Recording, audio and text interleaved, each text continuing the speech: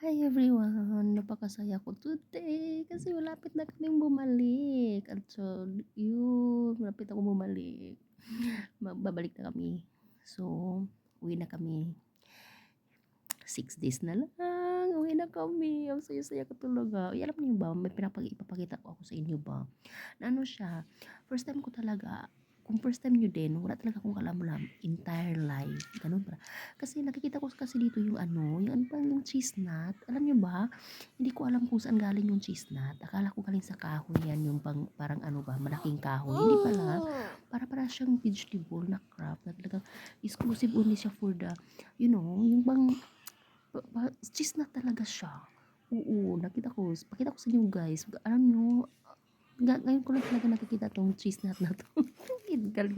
Dito pala siya galing yung sa ano ba, yung bang sa parang vegetable.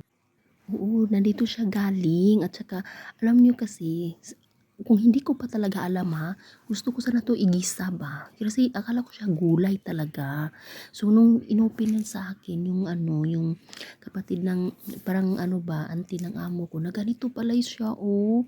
Galing pala siya sa maliit na ano, parang craft siya ba. Tapos talagang ito lang talaga yung laman niya. Ito yung fresh na ano ha, tawag dito cheese nut. At saka ito yung old, yung brown color pag ma-old na siya. Yung ganun. So yun yung ano, paborito to ng amo ko. Nagtaka ako kung bakit ang dami-dami dito sa China yung ganito. Saan ba to galing? Ba't napakadami na supply? Ay, nandito lang pala. Itatanim lang pala niyan. Tapos nasa loob lang siya. Napaka-safe. At saka oh, ito siya, pag old siya, ganito siya. Ito parang niluluto na to nila eh.